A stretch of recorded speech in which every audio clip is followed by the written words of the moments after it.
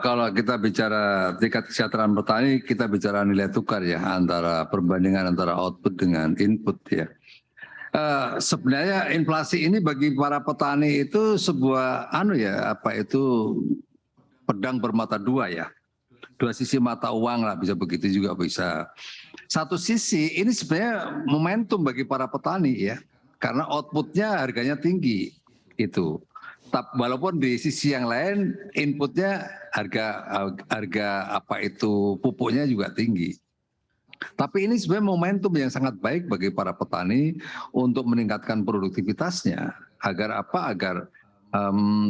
peluang inflasi dengan harga yang tinggi ini bagus bagi para petani. Tapi bagi konsumen ini juga masalah karena harga yang tinggi ini ya membebani konsumen. Tapi kan kita berbicara tentang bagaimana nilai tukar petani ya. Nah, itu. Jadi saya pikir apa yang disampaikan oleh Mas Wandi tadi sangat benar, Pak, bahwa HKTI sekarang ini sedang concern juga masalah riset ya. Riset karena kita tuh harus berangkat dari benih. Kalau benihnya bagus, itu sudah bisa hampir 50% keberhasilan pertanian itu outputnya akan baik. Nah, kita punya benih yang namanya M70D itu, kemarin saya ke Bali itu hasilnya di tengah-tengah petani sungguh happy ya, 9,3 ton dengan usia hanya 78 hari. Saya lihat ibu-ibunya itu yang untuk mensikapi harga pupuk yang mahal, ibu-ibunya itu bekerja untuk membuat pupuk organiknya dan bapak-bapaknya itu menyiapkan lahannya. Sehingga nanti perpaduan antara pupuk organik dan non organik yang seimbang, yang proporsional, itu hasilnya sungguh luar biasa. Itu. Jadi itu ya cara bagaimana kita mensikapi antara nilai tukar petani tadi bisa naik. Kita manfaatkan peluang ini dan kita melakukan inovasi di sektor inputnya, begitu. Doko, kalau kita lihat di tengah tentunya upaya dari petani juga bisa meningkatkan produktivitasnya, tapi ada biaya input pertanian yang mengalami kenaikan seperti misalnya juga pupuk yang naik karena bisa dikatakan pupuk itu ada subsidinya dibatasi begitu. Seperti apa tentunya para petani ini menyiasatinya dan mungkin apa yang dibutuhkan oleh petani agar bisa terus meningkatkan produktivitasnya, dukungannya? Ya, inovasi. Tentu itu inovasi. Tidak bisa petani hanya mengeluh harga naik pupuk yang menaik gitu. Tapi kita harus hidup di tengah-tengah situasi seperti itu. Karena harga pupuk itu kenaikannya dipengaruhi lingkungan global, bukan karena produktivitas kita, bukan. Bukan itu saja, tapi persoalan tadi yang disampaikan oleh geopolitik itu juga mempengaruhi situasi itu. Jadi bagi kita, bagi para petani yang lebih kita menyiapkan diri adalah bagaimana melakukan inovasi.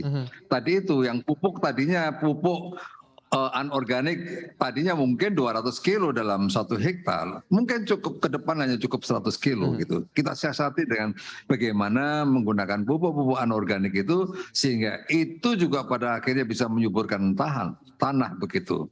Nah, ini yang pertama. Yang kedua, ya petani harus segera menyesuaikan dengan situasi.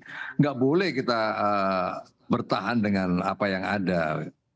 Maksud saya begini, kalau dia selama ini bertani dengan kemampuan pupuk yang ada ya seperti itu, nggak bisa lagi dipertahankan, mesti harus dipaksa. Ya, buktinya ini sudah saya lakukan di Bali itu nyata itu bisa dijalankan. Nah ini jadi cara-cara bagaimana merubah mindset para petani ini juga diperlukan. Ini juga dari Kementerian Pertanian juga harus punya andil, dari HKTI juga punya andil agar masyarakat itu tidak terpaku dalam satu kebiasaan yang lama. Mesti lompat dengan kebiasaan-kebiasaan dulu, menyesuaikan dengan lingkungan yang terjadi saat ini. Lingkungan yang terjadi saat ini pupuk mahal, ya kita sesuaikan. Kenapa mahal itu ya persoalan politik luar negeri itu ya.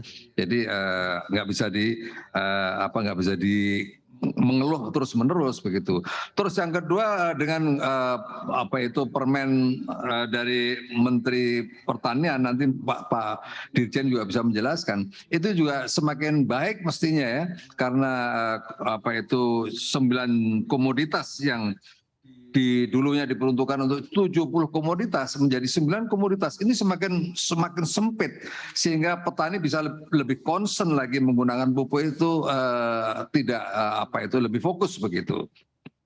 Ya ini tolong nanti Pak Wandi bisa menjelaskan tentang Permentan nomor 10/2022 tentang tata cara penetapan alokasi dan harga eceran tertinggi pupuk bersubsidi gitu ya. Ini penting bagi para petani agar para petani segera adjustment dengan situasi itu. Itu yang saya maksud.